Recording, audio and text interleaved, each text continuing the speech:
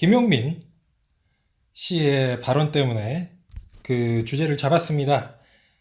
김용민 씨가 이제 그 자신의 방송인 김용민 브리핑에서 그 오프닝 멘트를 쳤는데요. 이 오프닝 멘트가 어떤 오프닝 멘트였냐 하면은 김용민 브리핑의 6월 22일 방송 제목이 이렇습니다. 촛불 시민이 싸워 원수되면 웃는 자들.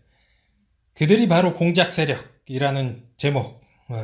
그 이번 주에 마침 정치 신세계가 이제 일주일 동안 휴가를 간 사이에 뭐 김갑수라든지 뭐 김갑수가 이제 전방에 나서고 있지만 결과적으로는 그런 김갑수를 불러서 마이크를 쥐어주고 스피커를 대여해주는 한마디로 이제 판을 깔아주는 그런 파케들도 결국은 이제 그 의견에 동의를 하는 것이죠. 뭐 새날이라던가 뭐 이동형이 진행하는 뭐 청정구역이라던가 뭐 매불쇼라던가 그것들의 이제 연장선상입니다.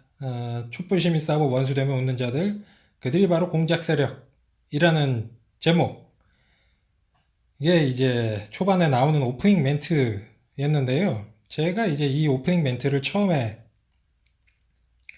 텍스트로 접하고 나서 이제 문제의식을 굉장히 많이 느낀 것이죠. 그래서 이런 말을 실제로 했는가 해가지고 제가 트위터에 직접 올려가지고 이게 몇 화 어디에 나오는 말인지 제가 직접 들어봐야 되겠습니다 라고 올리니까 또 우리 문파 트위터 팔로우 트친이라고 하죠. 그 바로 올려주셔서 제가 직접 들었습니다. 실제로 이런 발언을 했더군요.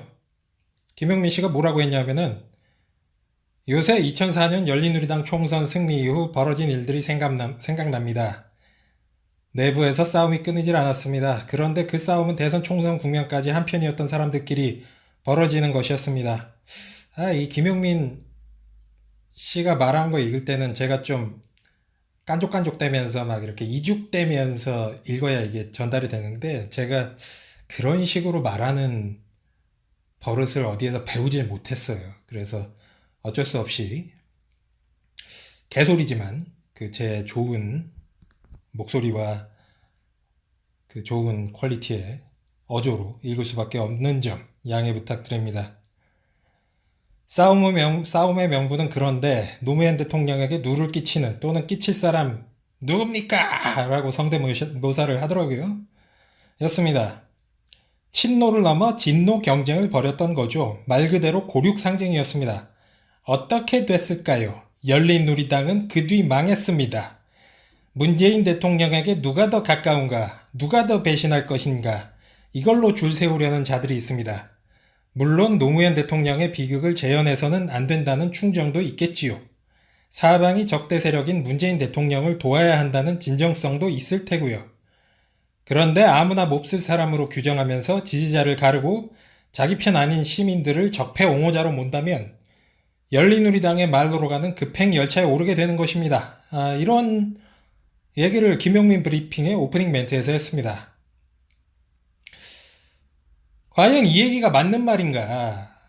참 저는 어처구니가 없었어요. 저는 개인적으로 이 열린우리당의 창당 과정과 그 해체 과정까지 처음부터 끝까지 모두 당원으로 참여를 했었고 단순히 당비만 내는 것이 아니라 열성 당원으로서 활동을 했었던 그야말로 열린우리당이 어떻게 창당이 되고 어떻게 망해가는지를 제 눈으로 제 몸으로 똑똑히 봤었던 역사의 증인입니다.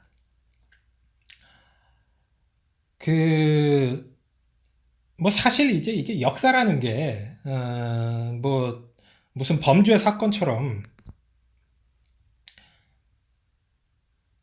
뭐 기면 기고 아니면 아니다 이런 식으로 뭐 칼로 무 자르듯이 명확하게 나눠지는 그런 존재는 아닙니다. 사실 그렇기 때문에 뭐 똑같은 역사를 두고서 뭐 이런저런 해석을 할 수는 있는 것이죠.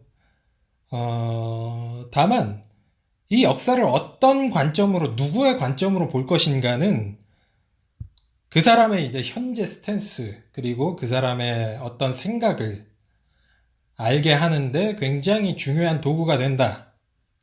그런 면에서 봤을 때 이 김용민 씨의 이러한 역사적 인식은 이거는 이제 과거에 김용민 씨가 어떤 언론 매체에 기고했던 똥물만도 못한 친노라는 제목의 칼럼을 통해서도 뭐 여지없이 보여지는데요.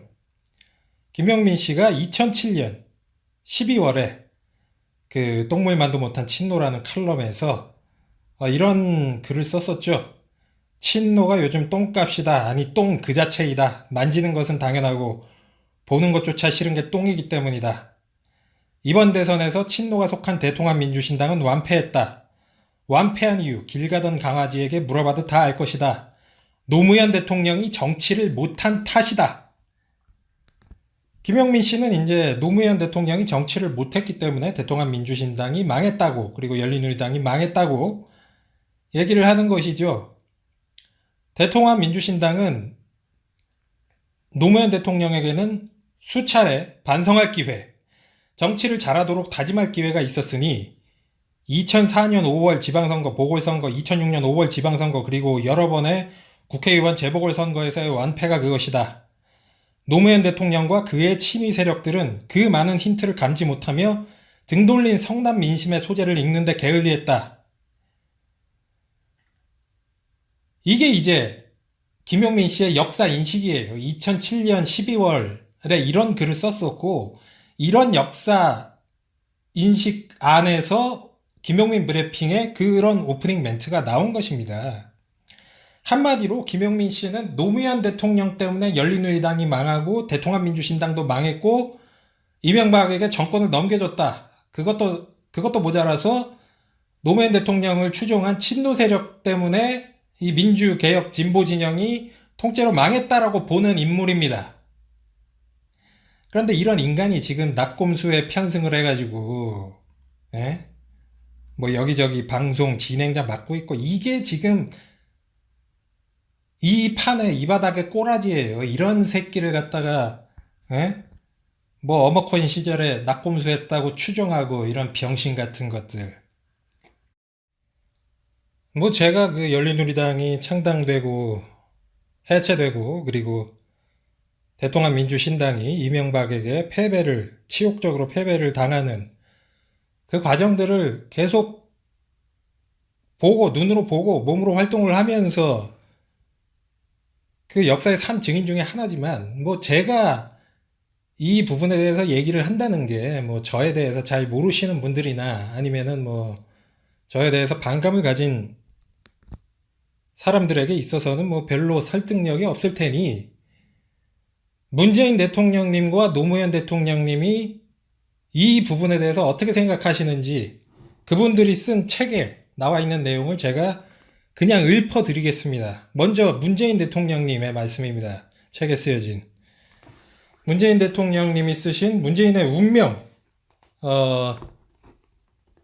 이게 이제 그 덕질을 하려면 막 이제 읽고 굴리는 용도, 그리고 이제 소장용, 그리고 이제 포교용, 이런 식으로 최소 3권씩 이제 구비를 해야 된다고 그러잖아요. 그래서 제가 지금 발췌하는 요 책은 이제 처음 나왔던 문재인의 운명 책입니다. 그래서 요 책에 의하면 362페이지 정치라는 것이라는 소주제, 거기에 나와 있는 내용입니다. 정상회담의 감격은 오래가지 않았다. 전국은 본격적인 대선 레이스로 접어든 상태였다. 청와대 입장에서는 대통령에게 말씀드리기조차 민망한 상황들이 벌어졌다.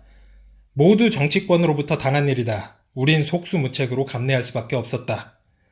이거 다 문재인 대통령님이 직접 쓰신 책에 나와 있는 내용입니다. 여기서부터가 중요합니다. 가장 아픈 건 여당 의원들이 보여준 이른바 대통령과의 차별화였다. 정상회담 훨씬 이전부터 시작된 일이었다. 아무리 정치판이라지만 대의나 원칙은커녕 최소한의 정치적 신이나 인간적 도리조차 사라진 듯 했다. 대통령과 참여정부에 대한 지지가 겉으로 보기에 떨어지는 것처럼 보이고 차기 대선 전망은 어두워 보이니 지도급에 있는 사람들부터 대통령과 참여정부와 대립각을 세워가기 시작했다. 참여정부나 대통령과의 차별화를 통해 자기 입지를 다져보려는 속셈이었다. 대통령은 분노하기도 했지만 한편으로는 안타까워했다. 대통령, 노무현 대통령이 선거를 치른 2002년 대선 때에 김대중 대통령의 지지도는 아주 낮았다. 노 대통령 임기 말보다 훨씬 좋지 않았다. 이 김대중 대통령, 이거는 제가 부연 설명을 합니다만, 김대중 대통령 임기 말에는 이른바 홍삼 트리오 사건이 터졌잖아요. 김대중 대통령의 세 아들이 전부 다 이제 뭐 부정부패에 연루가 돼서 다 이제 수사받고, 김홍일, 김홍업, 김홍걸 이 세 명의 아들이 다 수사받게 되면서 이제 김대중 대통령과 김대중 정부에게 도덕적으로 치명상을 입힌 사건이 있었고, 그로 인해서 김대중 대통령의 임기 말 지지율은 노무현 대통령의 임기 말보다 훨씬 안 좋았습니다. 이게 팩트고요. 다시 문재인 대통령님의 말씀으로 넘어가자면, 당시 쇄신인이 뭐니 하면서 김대중 대통령을 겨냥해 공격하고 차별화하면서 자기 입지를 세우려는 사람들이 많았다. 대통령은 그런 것에 늘 반대했다. 한 번도 김대중 대통령을 공격하거나 결례될 언행을 하지 않았다. 이른바 차별화라는 행태에 국민들이 박수를 보내준다고 얼핏 생각할지 몰라도 짧은 생각이다. 결국 국민들은 넓고 길게 본다. 그런 행태에서 오히려 배신의 면모를 보고 실망하는 법이다. 스스로를 갉아먹는 자기 부정이나 진배 없다. 노 대통령은 동교동 출신이 아닌데도 그렇게 처신했다. 그런데 이번엔 대통령과 같이 열린우리당을 만드는 데 앞장섰던 핵심의 사람들이 더 심하게 했다. 대통령으로서는 인간적으로 굉장히 큰 배신감을 느꼈다. 그래서 상처가 더 깊었다. 특히 대통령이 가장 큰 기대를 걸었던 정동영 전 의장의 행보는 그분을 너무 아프게 했다. 대통령은 정동영 전 의장에 대해 사실 각별한 애정과 기대를 갖고 있었다. 당신과의 대선 경선 레이스의 마지막까지 함께해줬던 그의 모습을 늘 고맙게 기억하고 있었다. 뭐든 도움을 주려 했다. 정 전 의장이 장관을 할 때든 당의장을 할 때든 청와대 참모들에게 그를 도울 수 있는 일이 있으면 최대한 도우라고 각별히 챙기곤 하셨다. 그런데 이런 정동영 전 의장이 열린우리당 내내 초대 당의장을 맡고, 그리고 그 이후에도 자신의 계파에 속하거나 자신의 계파가 지지하는 그런 인물들을 당의장과 당대표에 앉히면서 열린우리당을 좌지우지한 끝에 그 열린우리당의 지지율이 낮아지자 결국 자신이 중심이 돼서 민주당을 탈당을 해서 만든 열린우리당에서 자신이 먼저 탈당을 했던 거 아니겠습니까? 그러면서 노무현 대통령을 정치적으로 공격을 하면서 노무현 대통령도 탈당시키고, 다시 문재인 대통령님의 말씀으로 넘어갑니다. 노무현 대통령은 열린우리당이 깨지는 것을 아주 가슴 아파했다. 당신의 정치 인생의 실패로까지 생각했다. 대통령이 가장 아프게 생각한 것은 대선 패배가 아니었다. 힘이 모자라거나 시운이 안 되면 패배할 수 있는 것이다. 그러나 패배하더라도 우리의 가치를 부둥켜 안고 있어야 다음에 희망이 있는 법이다. 당장 불리해 보인다고 우리의 가치까지 내버린다면 패배는 말할 것도 없고 희망까지 잃게 된다라는 것이 노 대통령의 생각이었다. 당시 우리 진영이 열린우리당을 깨고 나간 일을 대통령은 그렇게 봤다. 대통령은 계산하지 않는 우직한 정치가 길게 보면 자신의 이익을 위해서도 가장 좋은 길이라고 늘 강조했다. 문재인 대통령님이 이제 결론적으로 하시는 말씀입니다. 이젠 열린우리당은 과거 민주당의 지역적 한계를 뛰어넘어 전국 정당화의 길로 나아갔던 것인데 성과를 허물어버리고 다시 과거로 돌아가는 자체가 퇴행이었다. 그렇게 되면 국민들에게 희망을 줄 수 없다는 게 대통령의 생각이었다. 자, 여기까지가 문재인 대통령님께서 본인의 저서에 직접 쓰신 열린우리당에 대한 생각입니다. 열린우리당이 친노 경쟁을 해서 망했습니까? 진문 경쟁을 해서 망했습니까? 노무현 대통령과 원칙도 없는 그런 차별화를 시켰기 때문에 망했다고 문재인 대통령님은 정확하게 말씀을 하시고 계시고요. 이제는 직접적인 당사자였던 노무현 대통령님의 글을 직접 읽어보겠습니다. 노무현 대통령 자서전 운명이다. 나와 있는 내용입니다. 대통합민주신당의 참패를 보면서 생각했다. 정치에도 인간적 신뢰가 있어야 한다. 노무현과 차별화를 하려면 차별화할 가치가 있어야 할 것이다. 무엇을 잘못했다고 지적하고 무엇 때문에 차별화해야겠다고 이야기를 해야 한다. 그래야 발전할 수 있다. 그렇게 한다면 차별화를 당해도 억울할 것이 없다. 정치에는 그런 것이 있기 마련이다. 그런데 인기가 없으니까 당신 지지율이 떨어졌으니 차별화해야 되겠다고 해서는 차별화하는 사람도 얻을 것이 없다. 이것은 또한 인간적인 배신이다. 정당도 정치인도 원칙과 신뢰, 일관성이 있어야 믿음을 얻을 수 있다. 그것이 기본이다. 한마디로 정치 이제 인간이 되라는 얘기죠. 노무현 대통령님의 말씀 계속 이어집니다. 참여정부를 계승하겠다면서 후보 경선에 출마한 세 사람이 다 실패했다. 한명숙, 이해찬, 유시민. 다 훌륭한 제목들이다. 그 사람들의 지지도가 오르지 않은 것에 대해서 항상 미안했다. 임기 말로 가면서 인기 없는 대통령이 부담이 된다고 하기에 열린우리당 당적을 정리했다. 17대 총선 때 나는 당정분리 원칙에 따라 공천에 관여하지 않았다. 당무에 간섭한 적도 없다. 당에서 요구하는 것은 다 해주었다. 2007년 2월 전당대회에서 순조롭게 지도부를 합의 추대하고 대통합을 결의하도록 도와달라고 해서 반대하는 사람들을 설득하면서까지 그렇게 해주었다. 그런데도 결국 당을 만든 주역들이 먼저 탈당을 했다. 끝내는 열린우리당을 없애버렸다. 지역 분열 구도를 극복할 전국 정당의 꿈도 물거품이 되고 말았다. 여기에서 중요한 대목, 17대 총선 때 노무현 대통령은 당정분리 원칙에 따라 공천에 관여하지도 않고 그 이후에 당무에 간섭한 적도 없습니다. 그럼 열린우리당은 누가 공천을 하고 누가 당무를 이끌었습니까? 당시에 당권파죠. 당권을 잡았던 세력들이 공천을 하고 당무를 집행을 했던 것이죠. 그리고 그 세력들이 누굽니까?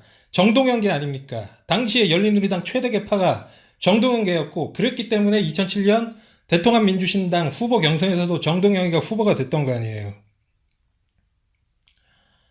문재인 대통령과 노무현 대통령은 일관되게 열린우리당이 실패하고 깨졌던 게 전국정당, 지역주의 타파 이런 것들에 기치를 내걸고 창당한 열린우리당이 원칙을 저버렸기 때문에 망했다고 그렇게 얘기를 하고 계십니까?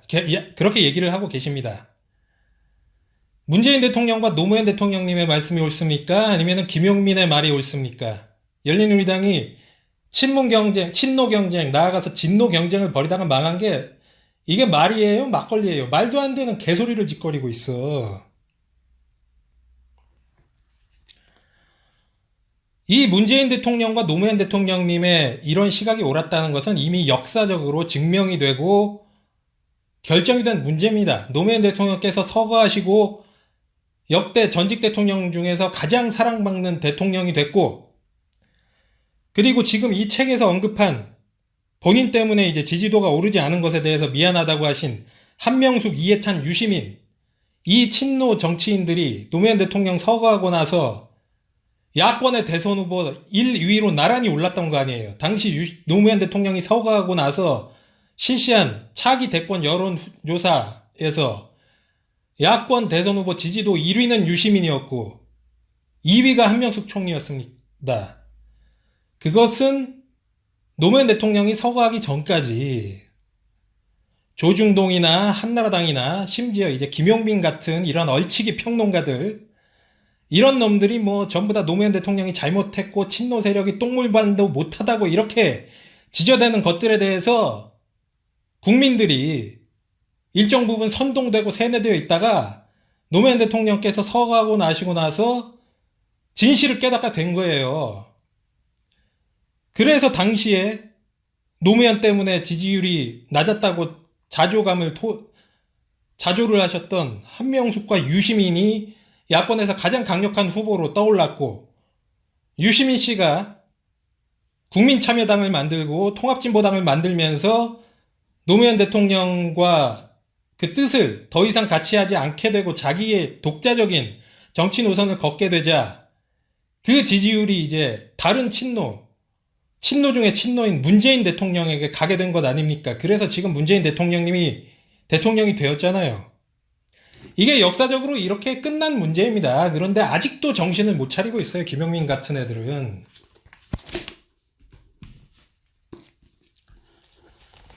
이렇게 시대착오적인 세력이에요. 이 구좌파들.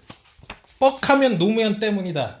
뻑하면 친노 때문이다. 이게 안 되면 얘기가 안 되고 평론이 안 되는 새끼들. 진중권이랑 뭐가 다릅니까? 김용민이랑. 노무현 대통령이 토로하신 말씀 하나 더 읽겠습니다. 이것은 노무현 대통령님이 돌아가시기 직전에 쓰신 회고록 성공과 좌절에 있는 내용입니다. 많은 사람들이 저에 대해 평가를 하지만 제가 물어보고 싶은 것이 있습니다. 도대체 잘못된 것이 무엇입니까? 이렇게 물어보고 싶습니다. 실제로 물어보면 딱 꼬집어서 말하는 사람이 없습니다. 그리고 제가 물려받던 상황과 제가 넘겨주는 오늘의 상황을 비교하면 많이 좋아진 것이 사실입니다. 5년 전과 지금의 상황을 비교하면 소위 제가 공약했던 민주주의의 과제, 즉 독재의 잔재를 청산하고 제왕적, 권위적 지도자의 정치 문화를 바꾸고 낮은 권력과 법치주의와 투명하고 공정한 사회를 실현했습니다. 이런 문제들은 분명히 진보한 것이 맞습니다. 훨씬 더 민주적이고 합리적인 사회로 진보한 것이 맞습니다. 중요한 것은 우리 정치의 근본적이고 본질적인 문제입니다. 이걸 해결해보자고 인생을 걸고 도전했는데 그 점에 있어서는 결국 거의 원점에 돌아와 있습니다. 분열주의와 기회주의가 원점으로 돌아와 있다는 것입니다. 그것이 정치인 노무현의 좌절입니다. 분열주의와 기회주의 무엇입니까? 여기에서 말하는 분열주의는 영호남 지역 분열주의입니다. 열린우리당이 국민통합정당, 전국정당을 기치로 내걸고 창당을 했는데 그 기치를 스스로 내팽개쳐버리고 그 기치를 앞장서서 들었던 정동영 같은 인물이 스스로 호남의 민주당과 통합을 하고 다시 영호남 지역 대립구도로 선거구도를 몰아가면서 역사적으로 사상 유례가 없는 참패를 당했던 거 아니에요. 이명박에게 개박살나고 다음 해에 치러진 총선에서도 개박살나고 대통합민주신당 80석으로 쪼그라들고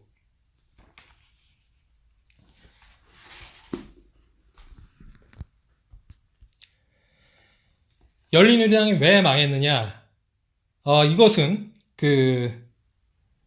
열렬한 김대중 주의자지만 나중에 이제 노무현 대통령과 열린우리당이 민주당과 갈라서서 새롭게 창당을 하자 노무현 대통령의 안티로 돌아섰고 누구보다 친노에 대해서 악감정을 품고 있는 비판적으로 보는 강준만 교수의 책에서도 뚜렷이 나옵니다. 그 강준만 교수가 쓴 한국 현대사산 책 2000년대 편에 보면 그 축 열린 천세당 430 재보선 논란이라고 그 챕터에 있습니다. 제가 한 부분만 발췌를 해가지고 말씀을 드릴게요. 그 2005년 3월 28일에 열린우리당에서 그 4월 30일에 열리는 재보궐선거에서 공천을 할 때 충남 아산 지역의 전 충남 부지사인 이명수라는 자를 공천을 했는데 이 이명수라는 후보가 원래 자민련 출신으로 대통령 탄핵을 할 때도 자민련 당원이었던 그런 사람이었습니다.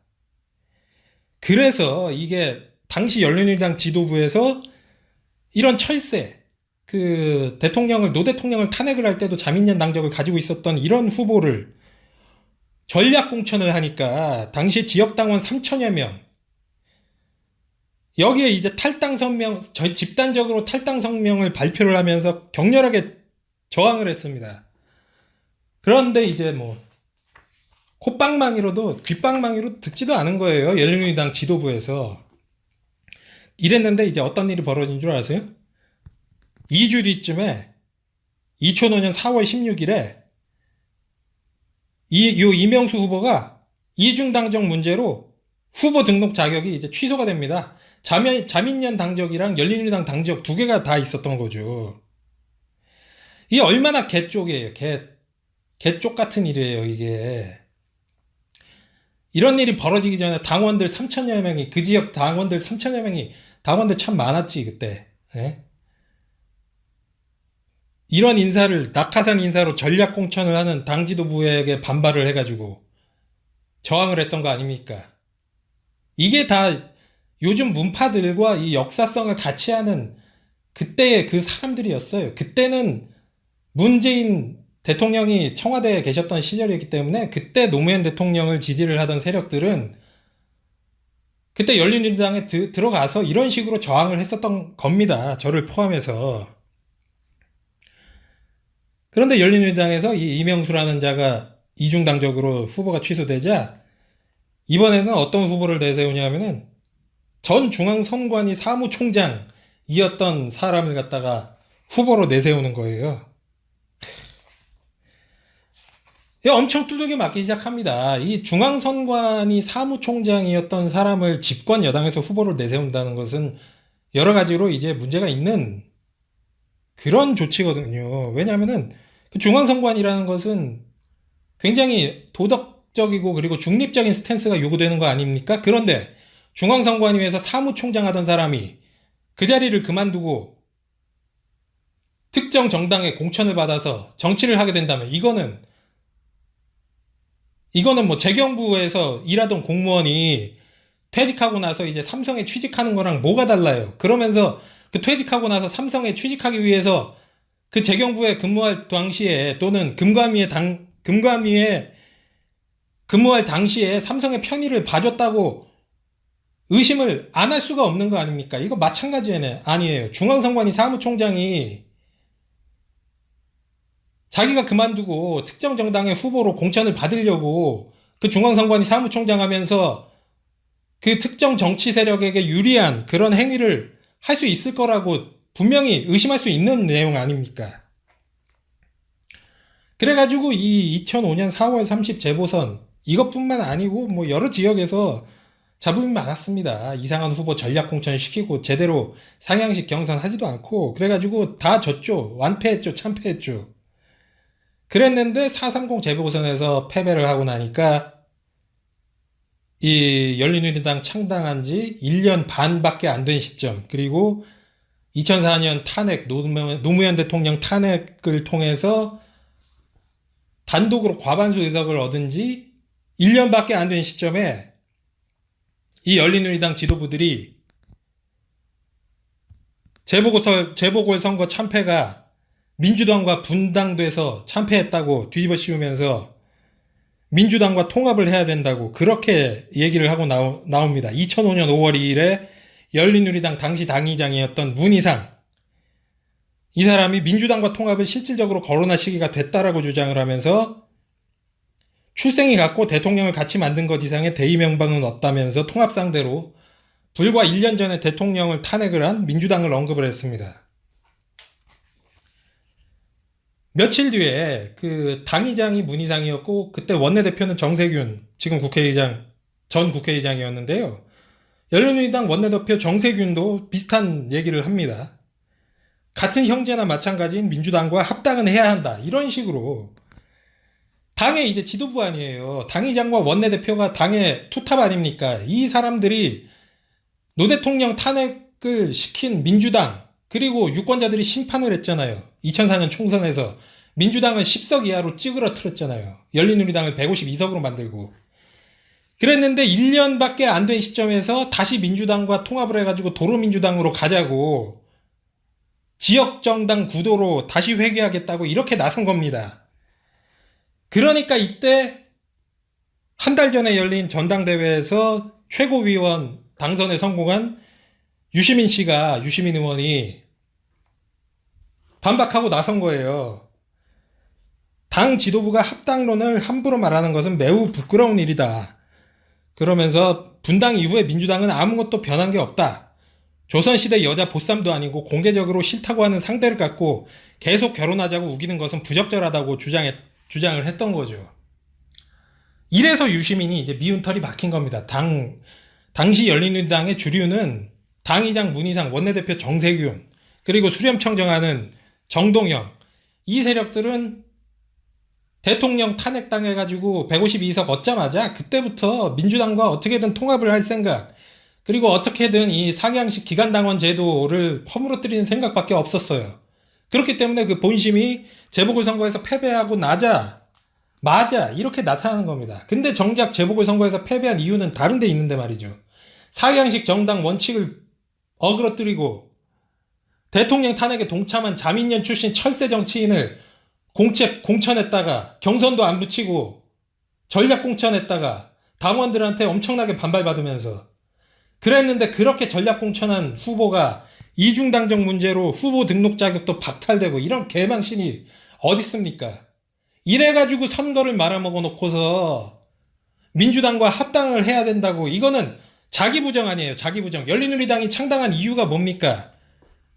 영호남 지역 대립 구도를 청산을 하고 전국 정당으로 나아가기 위해 국민 통합을 위해 그리고 두 번째로는 보스가 지배하는 정당이 아니라 당원들의 의지에 의해서 상향식으로 운영되는 상향식 정당을 만들기로 그렇게 약속을 하고 열린우리당을 창당을 했는데 창당 1년 반도 안 돼서 이거를 다 개 박살 내려고 나선 거 아니에요.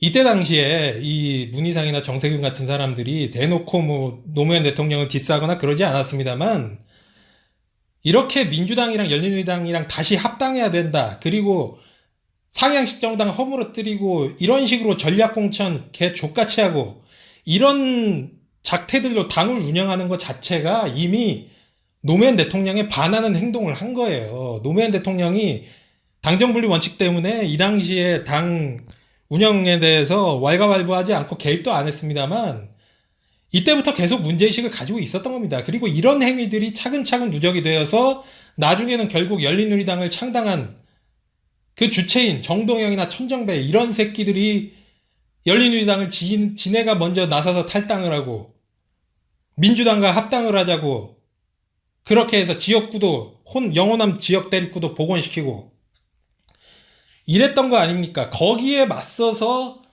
비판을 했던 소수파가 이른바 친노 세력이었고 이른바 유시민 세력이었고 이른바 제가 소속된 친노 지지자들이었습니다.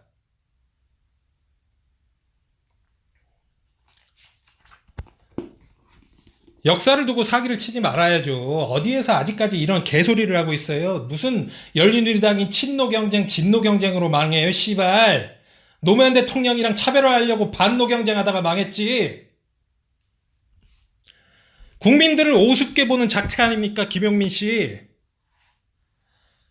국민들이 대가리에 총 맞아가지고 대통령 서거하고 나서 한명숙이나 유시민 같은 사람 차기 대선 후보로 만들어주고 문재인 대통령을 대통령으로 만들고 그런 줄 아세요? 정신 차려야지, 정신. 2007년에 친노가 똥물보다 못한 존재라고 그딴 식으로 흑역사 남겼으면 지금이라도 겸손하게 살아야지. 어디에서 열린우리당이 친노 진문 경쟁 때문에 망했다고 돼지 멱다는 개소리를 하고 지랄이야. 병신 새끼가. 김용민 이 개새끼에 대해서는 저는 리스펙트 좆도 영도 없어요. 그 개새끼가 무슨 어목한 시절에 기여를 해? 씨발 김어준이 따까리나 하면서 존나게 큰 새끼가 내공도 없는 새끼가 라이스 강간해서 죽여야 된다고 개지랄 떨어가지고 2012년 총선에서 박근혜 새누리당한테 개발리게 만든 게 누군데 개새끼야. 양심이 있으면은 개새끼야 방송 다 때려치고 잠적해서 살아야지. 조용히 살아야지. 미친 새끼야.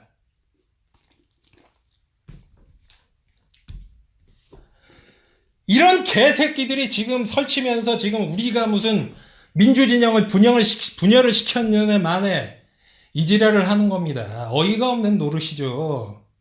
예?